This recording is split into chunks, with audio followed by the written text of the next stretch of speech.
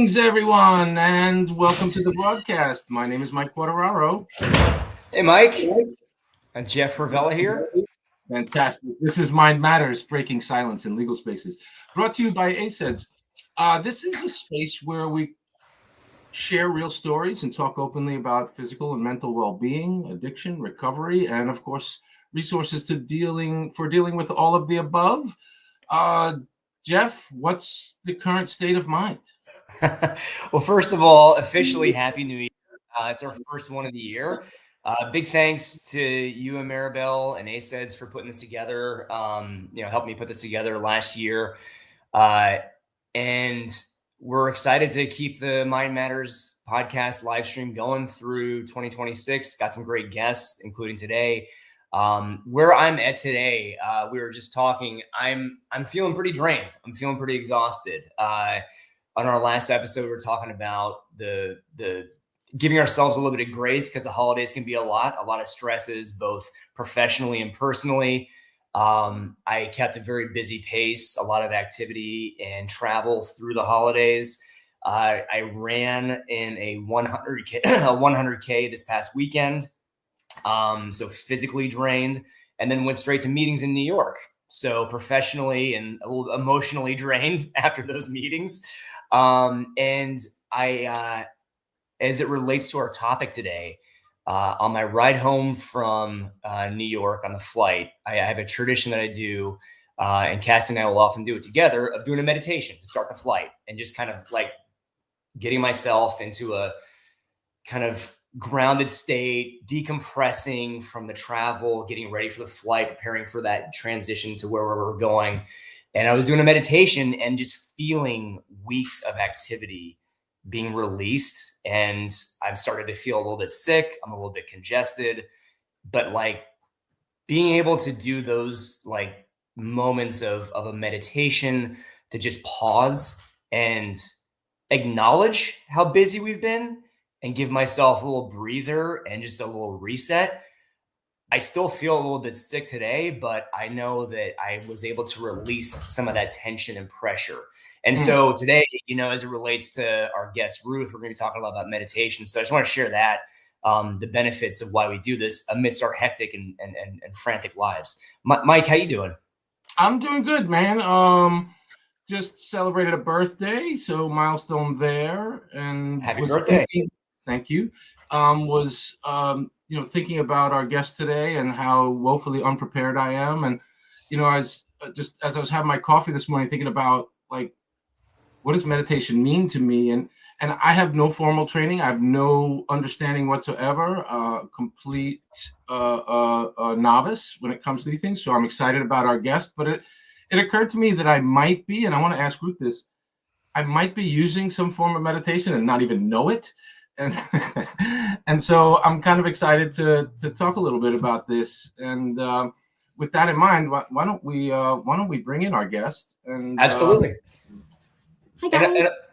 And I'll say real quick, I've known Ruth for many years now. We've known each other professionally, and she's seen me personally on my journey with sobriety, with all things different in life. And it's interesting, like in this industry, as is common in a lot of work, you get to know your people you work with on a personal level. And I consider us more friends than a professional at this point. And hearing her story about her journey with meditation, while being a partner at Cooley, while overseeing their e-discovery, she is in the thick of it, on the forefront, on the bleeding edge of technology, but also doing a tremendous amount to bring mindfulness and these practices into this world. You don't have to keep them separate. I think what Ruth has done a great job of is balancing both in the moment and bringing some mindful practices into her practice. So with that, I'll kind of turn it over to you, Ruth, and why don't you say hi and introduce yourself? Hi, it's great to be here with you guys and with everyone. Ruth Hauswirth. I've been at Cooley my entire career. Started as a first-year litigation associate in 1995. And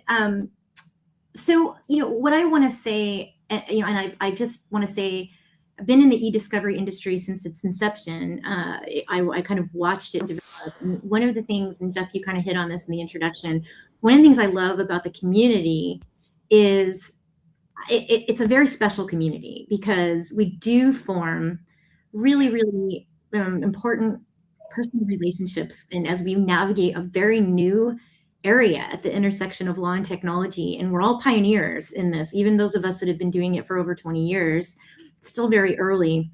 So, and then on top of that, you have just the legal element of, being part of the legal profession, which is very notoriously stressful. And I think, you can go to the ABA and you can see the statistics that folks in the legal profession have higher incidences of challenges with mental health, with alcohol and drug abuse, things that are higher in the legal population than in the general population. And there's reason for that. It has a lot to do with just the nature of the stress that we're all under. And I'm not saying that other areas aren't stressful too. It's just that it's a very kind of unique area.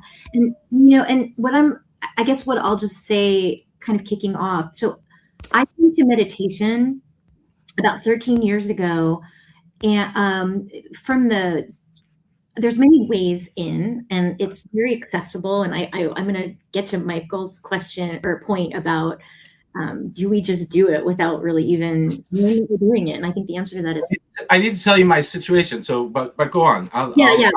We'll get to that for sure. But I came through sort of from a therapeutic standpoint, from a mental health kind of stress management standpoint. And that is just a piece, that is just one way.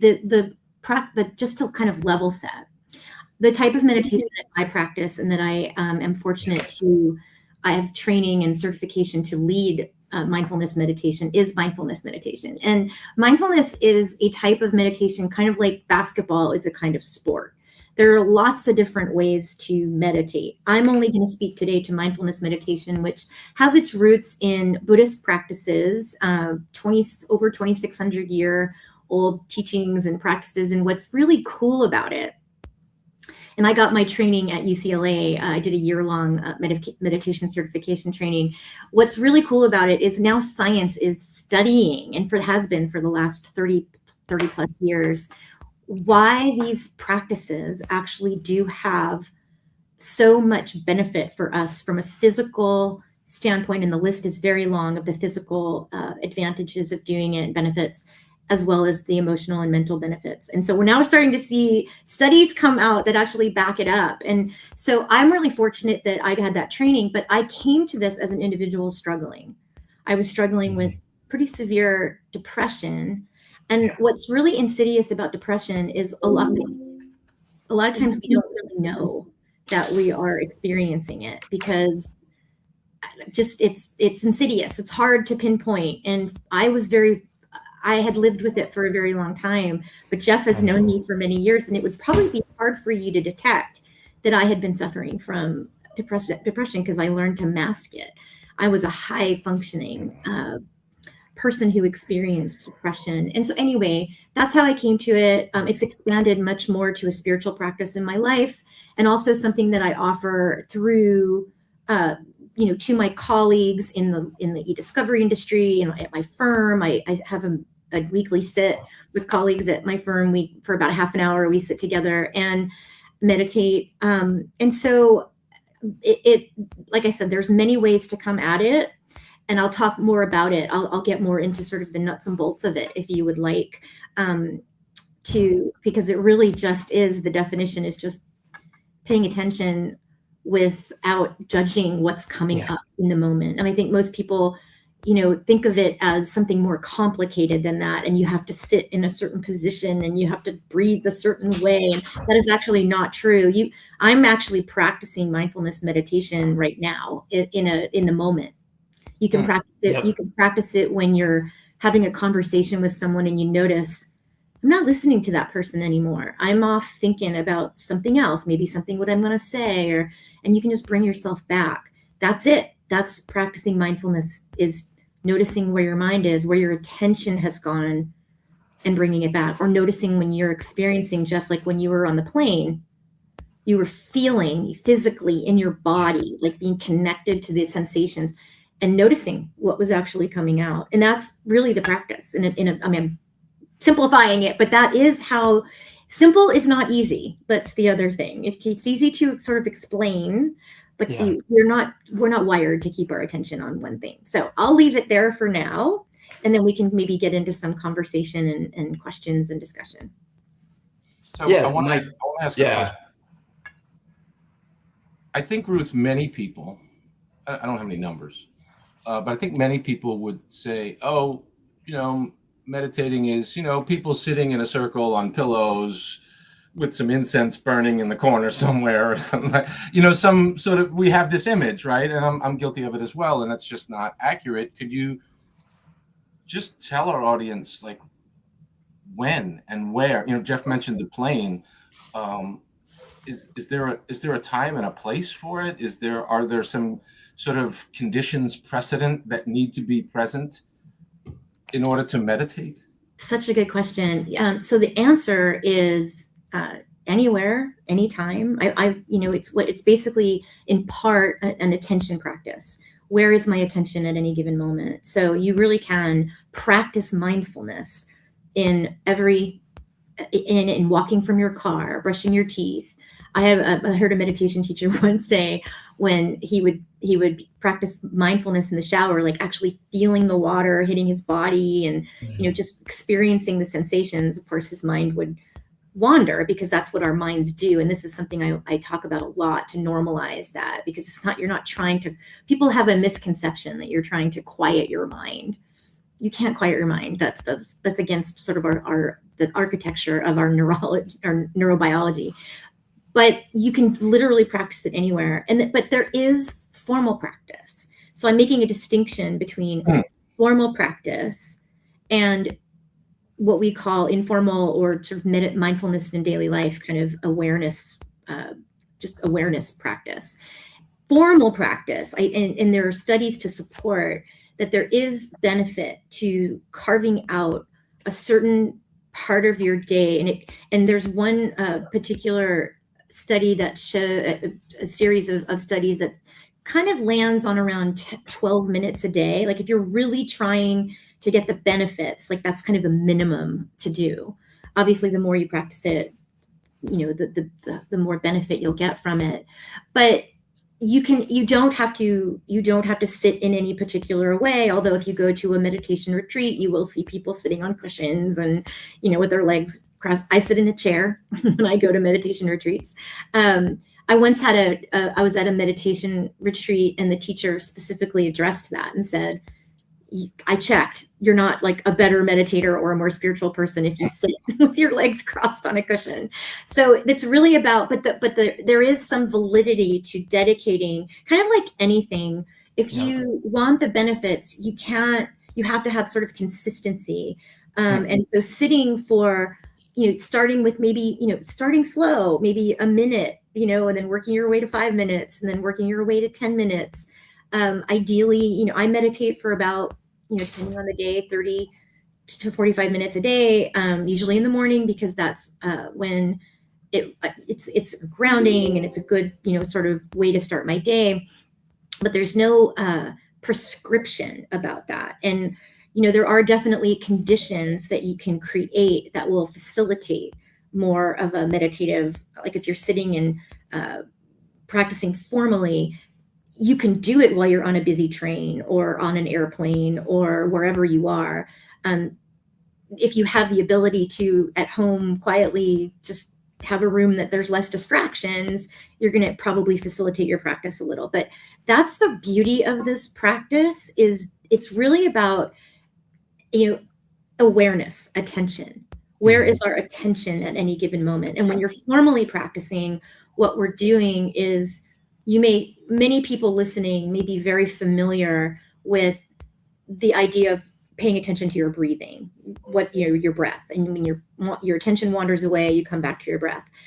That is definitely a way to practice, but it's not, you don't have to use breathing. You could use sound. You could use the feeling, like right now I'm sitting on a chair and I can feel my back against the chair. It's really about, feeling the sensations that are in your body, and you can pick an anchor. and help with concentration. Just, I'm going to focus on sound. And then your attention will wander away and then you bring it back. It sounds like I'm simplifying it, but honestly, that is the practice. And I shared with Jeff, I was at a meditation retreat over New Year's, and I loved what one of the teachers said. When we're practicing, we're not practicing resulting. We're not practicing for a result. We're practicing. And lawyers and others in the legal profession can relate to this, right? We practice law. We don't master. You're not trying to master something. You're trying to get in touch with what's actually happening within your system and having some agency over where your attention is going. And that really kind of sums up the practice. I mean, there's much, much more to it, but at a very foundational level, if you decide you want to meditate for a few minutes every day, and I recommend using apps, they're very helpful, or you can just sit quietly and watch what happens to your mind. And you can also use emotions as anchor, like, oh, I noticed that I'm feeling really anxious, and you can name it.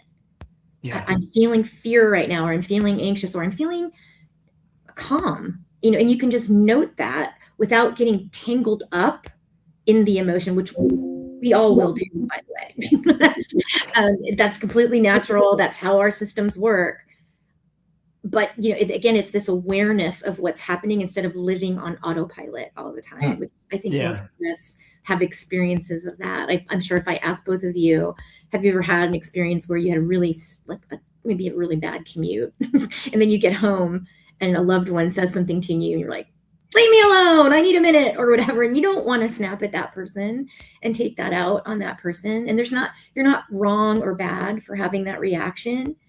It's your system, and you're not aware of what's happening in your system. And the awareness comes so that you can actually take care of it. And that's, and then I'll stop, because I know I can go on and on about this. So you obviously can see the passion I have for it.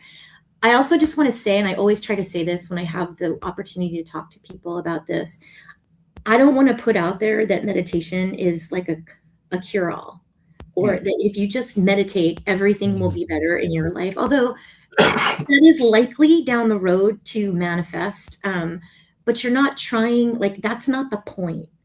The point is really starting to get to know your own system, your own nervous system, the kind of things that trigger you.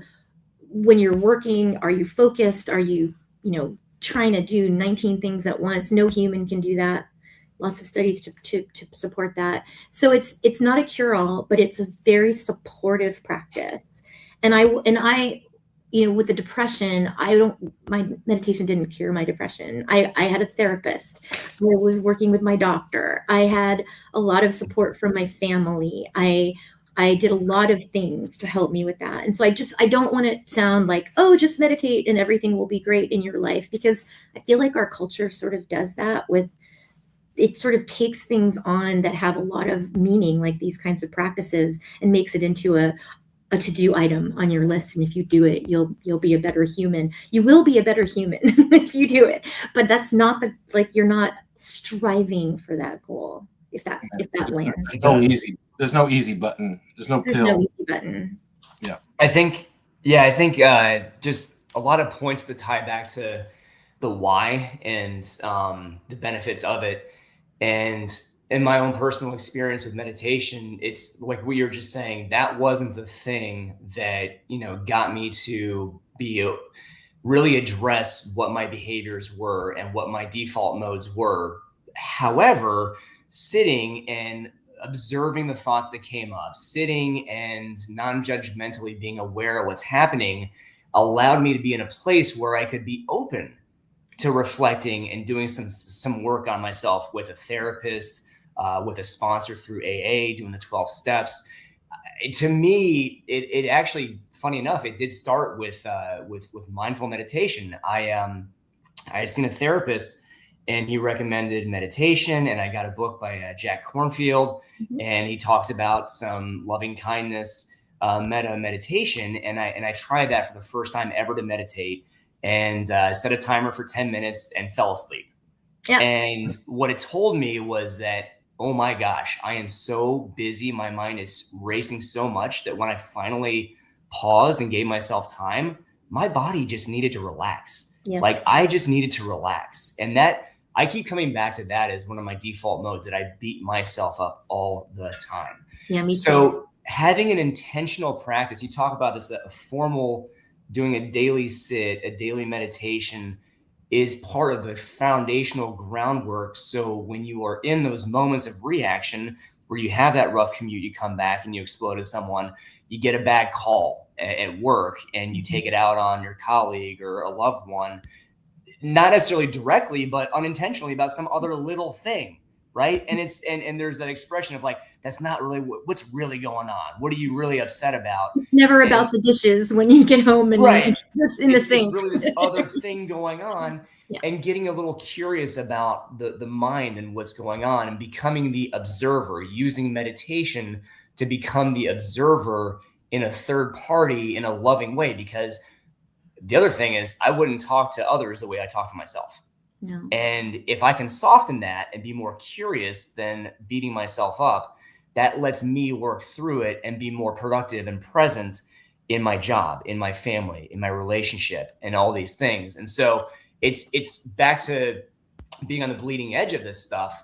That's where the real work is. You can set these foundational intentional practices, but when push comes to shove and you're in the day-to-day chaos, that's when it really matters. Yes. And not reacting, but like being a little bit more cautious and pausing and intentional about how you navigate through your day. So I'd just be curious what your thoughts are about that, Ruth. Yeah, no, and I was hoping that I would have the opportunity to work in a Ted Lasso anecdote, but he says, I don't know if when you watch the show, he quotes Walt Whitman, "Be curious, not judgmental," and that is a core part of mindfulness meditation, is that non-judgmental piece, which I think people, and I know I did, struggle with that. And you may not even be aware of the level to which you are being a jerk to yourself, because again, I think our culture sort of encourages that at some level. Like if, just like kick yourself harder and go, push harder. And I'm not saying that striving for a goal is a bad thing, or no, that's a good thing. But the way we do it gets very problematic. And I think for me, one of the earliest sort of aha moments with my therapist, that when I was going through this 13 years ago, was she actually said to me, I don't remember exactly what I was saying, but I remember what she said. She said, if would you say these things to your son if he was struggling? Because apparently I was being very hard on myself, which is very common, especially when you're in, struggling with things like depression and other types of struggles. Why am I like this? My life is great. I shouldn't be like this. All those kinds of things. And she said, if you had a broken arm, would you be resisting treatment and help? It was like, well, no. And so it really shifted the way that because I never really had awareness around what was going on internally with me and the types of ways that I was relating to myself. So that non-judgmental aspect of it can actually be really hard for people, because it's sort of habitual to kind of be, like, especially with meditation, because it's not easy. It sounds easy when I say just sit down for a few minutes and pay attention to, the sensation, of your feet or your breath or sound. But like I said, biologically, neurologically, your mind isn't going to do that easily. And so it's you have to have a lot of patience. Yeah. And a lot of people, because of that self-harshness, I hear this all the time. I can't do it. I can't do it. It's too hard. I fall asleep every time I close my eyes. To your point, Jeff, people are tired, and not just physically tired, but there's like a mental tiredness, that we can't dismiss all the chaos in the world and all the things that impinge on our nervous systems. And when we don't have awareness that all this stuff is coming at us, we're just going through our life and we're powering through. Yeah. So I think it's really important for that curiosity and that non-judgmental piece. That's the core to the definition of mindfulness. And really being patient and understanding, you may be doing something like sitting and meditating, and not seeing results immediately, which again, very countercultural, right? Quick fix, do this. And so, I like to share an early anecdote when I was first. So I want to say this too, and so that it's in the space. The class that I took when I first started is called Mindfulness-Based Stress Reduction, MBSR. And I can send, you can just Google MBSR and classes will come up wherever you are in the world. It's a very, very common 8-week course that has been rigorously researched, studied. There's a lot of evidence backing that 8 weeks, real progress can happen. But, it's nice to be in a structured environment when you're first learning these kinds of practices. And so MBSR, I just wanted to get that out there. Yeah. About 5 weeks into my MBSR class, I was out walking my dogs. People who've heard me speak before may have heard this, but it was a tiny moment.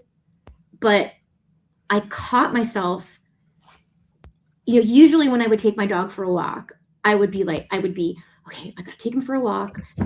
I got to get to work. And these are the things I have to do. Like, I was never on the walk with my dog. I was somewhere else in my mind, either ruminating about something that happened in the past or planning for the future. I was never with my dog when he was walking. But this day, something interesting happened.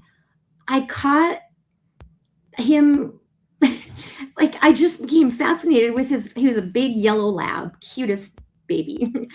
His butt was just wiggling in the cutest way. And I was mesmerized by my dog. And I remember just having this experience of, wow. So it was a moment of being with what was really happening in the moment. And that stuck with me. And then you kind of build on it. I love it. So I want to. Yeah, Mike, share your story about your experience with meditation. So well, it's not an experience, but I just want to ask sort of a question, and it is this meditation or not? And so, many people know a couple of years ago, I was on a plane and I had a heart attack, and I didn't know I was having a heart attack. I don't know if people know when they're having a heart attack. I haven't polled anyone.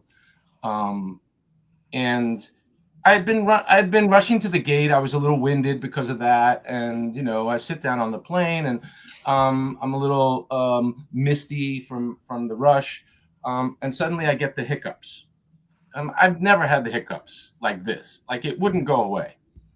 And then next thing I know, I'm having some trouble breathing and I feel like I'm hyperventilating with the hiccups. So I've got these two things going on at once. And I'm like, okay, I need to just calm myself down. I'm winded because I ran to the gate. I put on some Beethoven. I sat back. Plane was empty, by the way, so I was fortunate in that regard. And I just started breathing. I just started focusing on my breathing, in, out, and just tried to slow myself down. And I flew on that plane for an hour and a half. When we landed and they told me I was having a heart attack, I didn't know if I was having a heart attack from the time I left New York or the hour and a half later when I landed in Charlotte. I'm guessing that whatever I did helped me through that process. Ruth, is that meditation? It's a form of connecting with what's going on in your body and paying attention. So yes, it is a form of mindfulness, because what you were also doing, I suspect, and I'm not a doctor or a neuroscientist or anything, but one of the things that I've also, it's kind of a form of mindfulness practice, is somatic awareness and being kind of aware of what's happening below your neck. So you're not always thinking about what's happening, but you're experiencing what's happening. It's kind of an interesting concept for those of us who spend almost all of our time in our heads thinking, solving problems, which again, not a bad thing. It's just, are you ever connecting with what's happening in your body? And I suspect what was happening when you were breathing, you're so, without going into too much, but your nervous system was dysregulated from whatever was happening in your body, from the rushing, from whatever was happening. And when you start to breathe in a way that is conscious, you are signaling to your nervous system, I'm not in fight and flight. It's okay to, we're not being chased by a tiger. And so you're kind of signaling to your to have your parasympathetic nervous system, which is the rest and digest system, to come online, versus the fight or flight, the sympathetic nervous system, which is trying to protect you from some kind of danger. The challenge with our lives is that we basically live in sort of a chronic stress state. We don't move flexibly from, a stressful moment, like maybe when you're like, you have a good workout. That's actually stress on your body, but you're not in danger. Your body knows you're not in danger. But we live in chronic stress all the time without any awareness that everything comes at us. The phone call, you see somebody's name on the phone and you're like, oh, I don't want to talk to that person, and it causes you stress, or you have a really unpleasant conversation with someone and you're in stress. We stay in that state. So anything that you do, like what you did, to interrupt and sort of signal to your system, not tiger, I can calm down a little. Now, breathing can be challenging depending on the situation. Breathing can be challenging sometimes for people. And so there are other ways you can try to ground in your body. Again, it's so personal in a lot of ways too. I had someone tell me that we were practicing, we were doing a short little meditation, and I had, as part of the meditation, I had directed people to focus the feeling of their feet being grounded on the ground. And this person reported that she had never thought of that as a way to sort of ground herself in the moment, and it could be something so simple like that. So I do think what you practiced in that moment was mindfulness. And, the meditation aspect of it is more of a sustained, right? You're practicing for a sustained period of time to basically, you're building up and it's not really a muscle, but it's like an awareness muscle, so that you're noticing what's happening in any given moment and what your need for your system. Part of what we like to do here, Ruth, is not just talk about our issues and our, the daily stressors and problems, but we always like to share some resources. So if I'm not familiar with some of the mindfulness practices you're talking about, where do I go? Where do I learn more? How do I get started? Great question. Like I said, I think MBSR is a great program, 8-week program. You can do them online. You can do them at universities often have offerings, health centers have offerings. So that's just one aspect. But I do think other resources I really think there are a lot of apps that can be very, very helpful. They have not just guided meditations, but they have classes on the apps that teach you the fundamentals of this type of meditation, of mindfulness meditation. There are great books, and I have a book list that I can send you, or if anybody listening is interested in a book list, you can email me. You can find me, Ruth Hauswirth at Cooley.com, and I will happy to share that. There's lots and lots of that of those kinds of resources. There are meditation centers around in most big cities have. I personally, insight meditation is the type of meditation that I practice, and if you Google insight meditation, there'll be Insight LA, Insight San Diego. They're all over the place, and they have a lot of different resources. I really think the books can be a really great pathway in, and the apps for people to start, because they really are so accessible, especially the apps. Ruth, how do you know if something's legit? I mean, I'm sure like anything, there's probably some cuckoos out there that have some strange practices and stuff like that. How do you know? It's always, to me, sort of questionable to Google something and just sort of follow the links, and you never know what you're getting. How do you know what's legit, what's not? Yeah, it's a good question. Well, so, your gut is a really good, you can tune into that. But no, I think I appreciate the question. You have to, I think finding reputable sources, talking to someone, like I said, I'm more than happy to talk to people directly about, I think going through your doctor, through your health center, if you have a therapist, which, I highly recommend if people are struggling with with various challenges. I think it can be so helpful and so supportive along with a meditation practice. But obviously, if you just want to meditate, I think this is something from experiencing these things for yourself is how you know that what you're doing is beneficial. Like you'll know when somebody is asking you to do something or directing you to do something that feels off, because this is a very simple, straightforward practice. There doesn't need to be incense, bells, although there might be a nice bell at the end of it, but that's not the point. And so I think you tuning into that, like if somebody's asking you to put yourself into a weird position or breathe in some strange way that doesn't feel good to you, stop and do something else and find something else. Because again, I think it can be like, how do you really know? And so that's my best advice for that is, and it's not to get into into too much into the kind of I like to at least acknowledge that these practices have their roots in ancient traditions like Buddhism. But one of the things that, the reason it's been around for 2,600 years is because it resonates a lot. But the idea behind it is, the Buddha always said, don't take my word for it. See for yourself. And that's something that I think that is so empowering about just take away all the Buddhist philosophy and all of that, but just see for yourself with some patience and some curiosity what happens when you start to dedicate a certain amount of time to really just understanding how your own system works.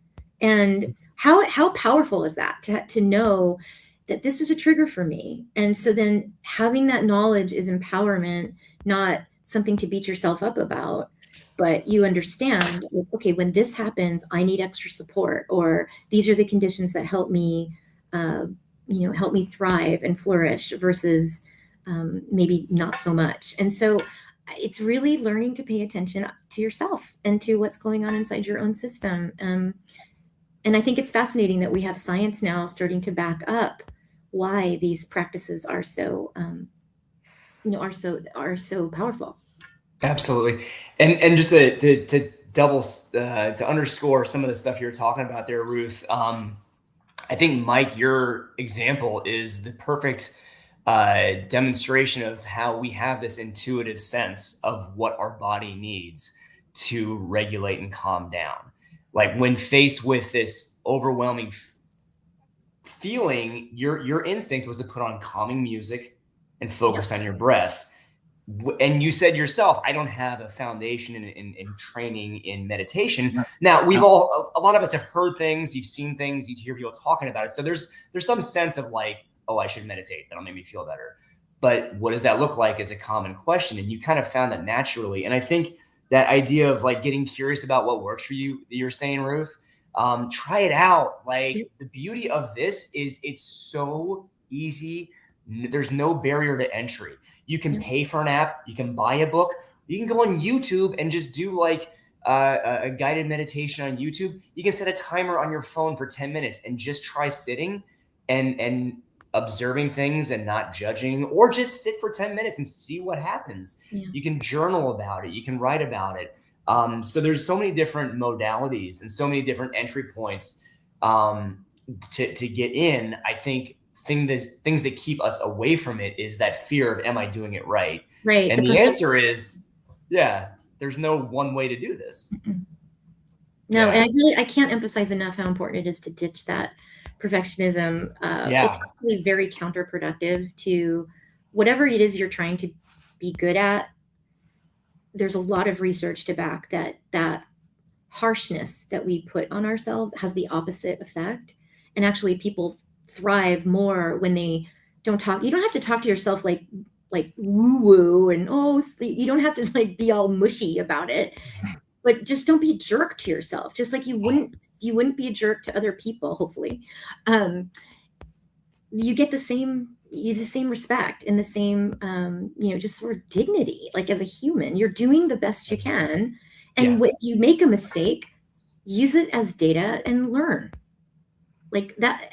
It sounds so simple, but that is so not the way we have been conditioned and in our culture. And so I think it's very important to emphasize that, that it just, So I have to stop. I have to stop calling myself a dumbass. yeah. Unless you do it kindly. I know I do it kind of like I'll realize I'm doing something unproductive or distracted from something I should be focused on, and as hey dumbass, refocus. Come on. See, that's not bad because you're not being hostile. Right.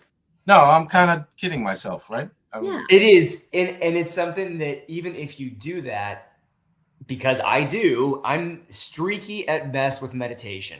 There's tremendous value to it. I know there is, and I get on streaks of it. I do not do it every day, but I know the value of it.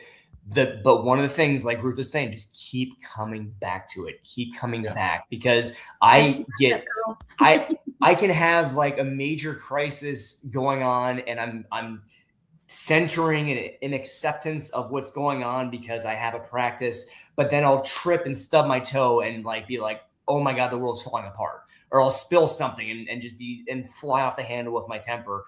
And it's like, okay, I'm still human. I'm still working on this. I don't like that reaction, but I'm not going to beat myself up and make it worse. I'm just going to keep coming back to trying to do better. And like, if it happens, it happens. Just keep coming back.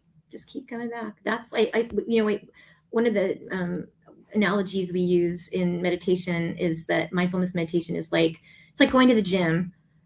You go to the gym, you build your muscles. You don't pick up a weight and automatically have the muscles strength that you want. It takes repetition. It takes consistency.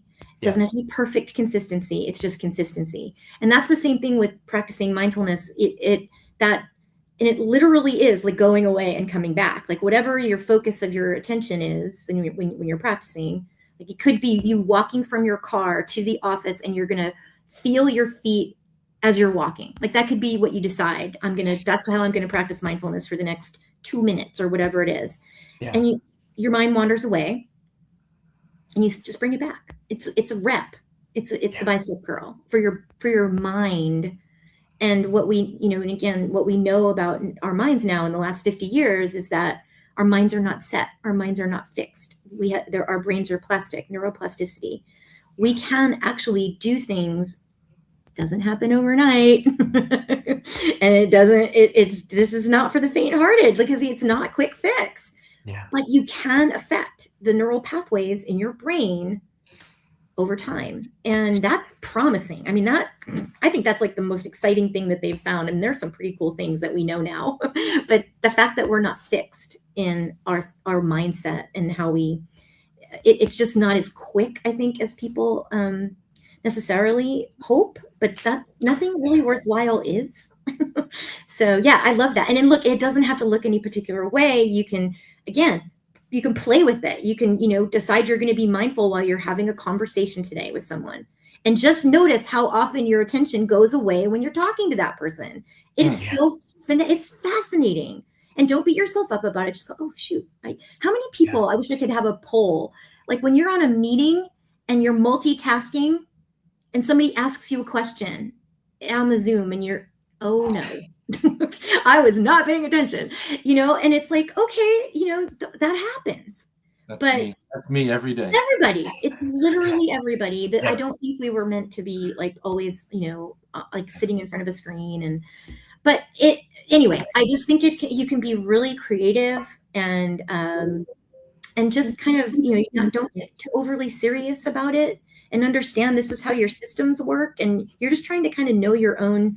You're kind of like, I've thought of like writing about this, like you're kind of developing your own playbook. We talk about playbook and mini discovery. Ooh. And you're kind of like developing your own playbook. I think this would be a fun article to write. Maybe I will sit down and write that. But anyway, you're just getting to know yourself. And, the long-term and sort of benefits of like the seeds that you plant when you do these practices is that you start to notice what is in alignment with your values and your life and what isn't. So this is where it can get even beyond just the physical benefits and the mental benefits, but you can really start to look at your life and say, wait a minute, I don't have unlimited time here on the planet. Nobody does. Yeah. How am I spending my time? Is this how I want to be spending my time? What are the things that I'm putting off? Anyway, you can really use these practices to get very clear about how you want to be in the world. Because again, nobody knows their expiration date.